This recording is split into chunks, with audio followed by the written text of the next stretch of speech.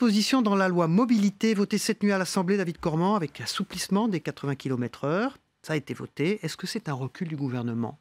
Vous savez, c'est compliqué l'histoire des 80 km/h parce que ça avait été perçu par beaucoup de nos territoires comme encore un truc qui nous tombe dessus. C'est-à-dire qu'on nous retire des gares de proximité, on nous retire des services publics et on fait la limitation à 80 km/h.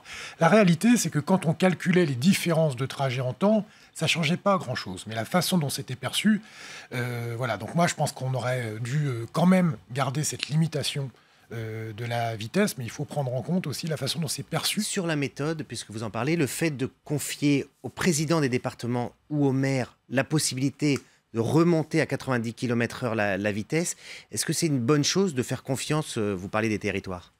C'est une façon aussi un peu de se défausser.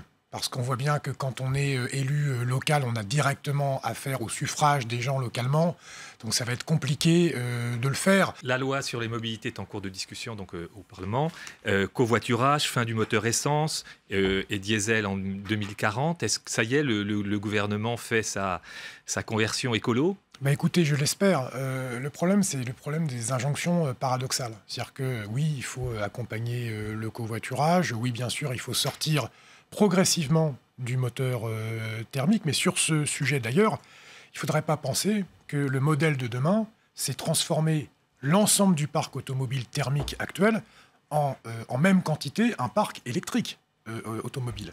Parce que ça ne marcherait pas. On n'a pas assez de matières premières pour faire notamment des batteries au lithium et ça poserait d'autres problèmes écologiques. Là, le vrai sujet, c'est de sortir d'une logique de déplacement tout voiture à autre chose. Cette autre chose, c'est les transports en commun, c'est le vélo. On verra sur ce dossier si le gouvernement 400 fait le job. € par an de forfait pour ceux qui veulent utiliser un vélo. C'est Ça vous dit bravo quand même. C'est une très bonne chose, mais il faut articuler ça avec un aménagement du territoire adapté au vélo. Ce qu'il faut comprendre, c'est que depuis 50 ans, la manière dont on a aménagé, organisé notre territoire, c'était en partant du principe que les gens se déplaceraient avant tout en voiture. Et donc cette mutation-là, il va falloir du temps et de la constance pour le mettre en œuvre. Donc si la loi est la plus ambitieuse possible, moi je suis content, mais il faut vraiment avoir une vision globale sur tout ça. On ne pourra plus mettre, à partir du 1er juillet, les trottinettes sur les trottoirs. C'est logique, excusez-moi. Ailleurs, donc peut-être sur les places de vélo, peut-être sur les places de voiture. Mais c'est de le faire dans toutes les villes, limiter la place de la voiture. Si ces places de stationnement se transforment en parc à vélo, en terrasse et en endroit pour stocker les trottinettes, pourquoi pas. Mais vraiment, sur les trottinettes, j'attire l'attention sur le fait qu'il y a très peu de transfert modal. Aujourd'hui, le transfert modal ne se fait pas, par exemple, entre l'usage de la voiture en disant « Tiens, je ne vais pas prendre ma voiture aujourd'hui, je vais plutôt prendre la trottinette ». Le transfert modal, c'est si vous n'aviez pas pris la trottinette, vous auriez marché. Dans cette transition sur laquelle vous insistez, l'Europe va jouer un rôle moteur. Le secrétaire d'État aux Affaires européennes, Amélie de Montchalin, invite les parlementaires européens français. Pourquoi est-ce que vous refusez d'y aller ? C'est incroyable cette histoire. C'est-à-dire que dimanche, elle annonce on va faire une équipe de France des députés européens. Pardon, mais moi, je ne fais pas une équipe de France avec le Front National, avec M. De Cercle, pour faire je ne sais pas quoi. C'est pas sérieux de voir l'Europe comme ça. Et la façon dont c'était présenté, c'est on va faire une réunion d'information. Mais pardon, mais moi, je n'ai pas besoin d'être informé par Mme de Montchalin. On a des parlementaires qui défendent aussi à Strasbourg les intérêts de leur pays. Il ne faut pas être naïf. Mais est-ce qu'on a la même conception des intérêts de notre pays que le Front National, quand on est écolo, par exemple ? Rassemblement national. Ou le Rassemblement national. Excusez-moi, non. Moi, j'ai plus de points communs et pour l'intérêt collectif de l'Europe et des valeurs qu'on porte avec un écolo ou même un social-démocrate ou je ne sais pas quoi espagnol qu'avec un Rassemblement national français. La réforme de la politique agricole commune, oui. Quelle vision est-ce que vous allez défendre ? Celle qu'on a défendue depuis longtemps et notamment pendant cette campagne. On a aujourd'hui une difficulté, c'est que le modèle agricole majoritaire, mais qu'il l'est de moins en moins. Vous avez vu que les surfaces agricoles utilisées en France bio augmente rapidement, et ça c'est une très bonne chose. On est arrivé, je crois, à 7,5% de la surface agricole. Et donc c'est de dire que ce qui est aujourd'hui l'agriculture dominante, qui utilise beaucoup d'agrochimie, c'est-à-dire de pesticides, etc., beaucoup de pétrole, qui rend de plus en plus pauvres les paysans, parce que la réalité c'est cela aussi, qui réduit le nombre d'exploitations agricoles et qui produit une alimentation qui n'est pas toujours de qualité, il faut changer ce modèle. Alors, vous devenez parlementaire européen, le nouveau Parlement se réunit le 1er juillet, et ça a une incidence directe, c'est que dans vos statuts à Europe Écologie Les Verts, on ne peut pas être député ou eurodéputé et à la tête du parti. Donc, vous quittez la tête des Verts. quel est le profil idéal pour vous remplacer?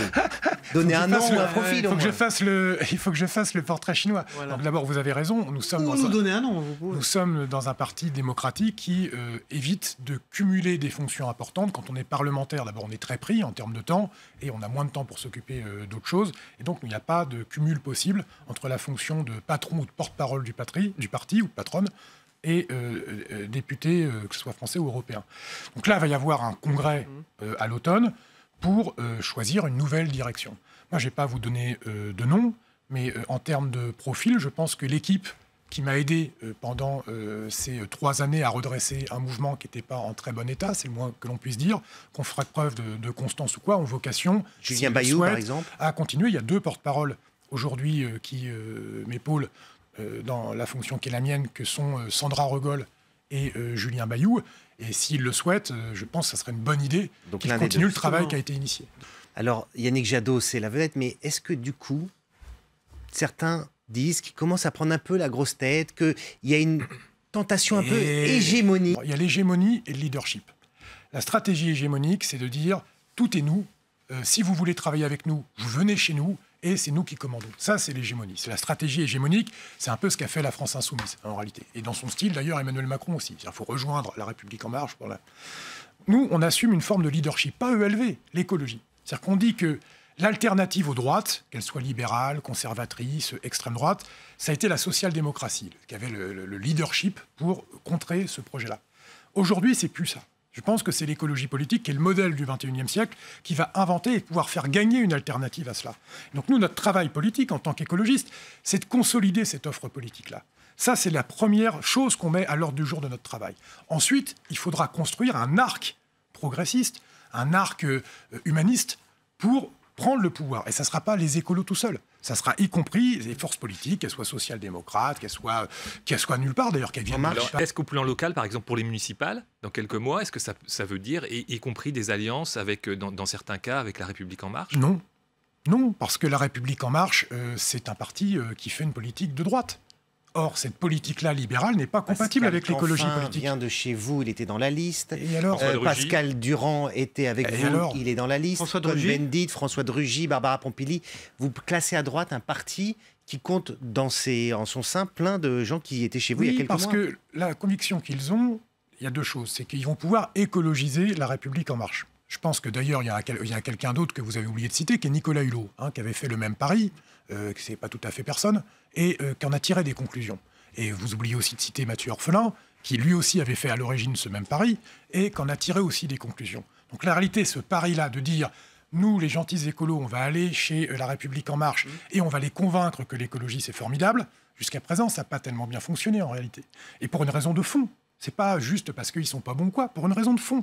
C'est que l'écologie, c'est pas compatible avec le libéralisme économique. C'est aussi bête que ça. Et quand j'entends M. Boyer dire que pour les municipales, soit on est avec le président de la République, et donc au municipal, il y a le truc LREM, soit si on n'est pas LREM, on est contre le président de la République. Ça, c'est pas possible. Excusé, hein. Oui. Non, mais il l'a dit. C'est bien. Enfin, ça dit quelque chose de ce qu'ils ont en tête. Cet arc humaniste, alors, c'est quoi? C'est une alliance avec le PS? Moi, je ne raisonne pas. Si vous voulez, on a une difficulté. C'est que je ne raisonne pas en termes d'alliance des forces politiques telles qu'elles existaient jusqu'à maintenant. Il faut vraiment comprendre ça. Il faut comprendre que la représentation du paysage politique à laquelle on était habitué est en train de se déliter. Vous avez vu ce qui s'est passé à gauche depuis plusieurs années. Vous avez vu ce qui s'est passé également à droite. Et donc cette carte mentale que nous avons tous à l'esprit, entre ce qui était la gauche, ce qui était la droite, tout ça est en train de bouger. Donc nous, on se définit pas par rapport aux autres. On se définit pas par rapport au Parti socialiste. On dit, il y a une nouvelle offre politique qui s'appelle l'écologie. Si vous venez de cette gauche qui est sensible, et moi c'est mon parcours personnellement, qui est sensible aux valeurs des Lumières, de l'accueil des réfugiés, de la solidarité, d'un monde plus solidaire, plus social. L'avenir de cela, c'est l'écologie. Mais vous pouvez aussi avoir un autre parcours. Vous pouvez ne jamais vous être fixé entre la droite et la gauche. Et vous pouvez même, d'ailleurs, avoir voté à droite dans le passé, mais pas du tout vous sentir à l'aise, ni avec l'offre libérale de M. Macron, ni avec le repli nationaliste et xénophobe de l'extrême droite. Et de vous dire, peut-être que par rapport à mes valeurs, l'avenir, c'est l'écologie. Vous voyez, nous, on n'essaye pas de se fixer par rapport aux autres, sinon on reste à bégayer un paysage politique qui, de mon point de vue, est en train de se déliter.